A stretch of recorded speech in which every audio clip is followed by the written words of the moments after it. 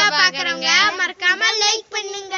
Part 2 Karur, Chennai, Trichy, Vedasandur, Madurai, பல்லவட்டி, என்ன ஊர் சொல்றது, சேலம்,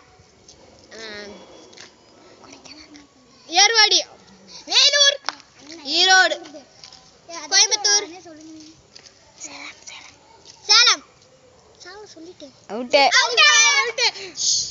அந்த டிஸ்குவாலிஃபை. நாகூர், கள்ளக்குறிச்சி, ஆத்தாங்கரை, ஏற்காடு.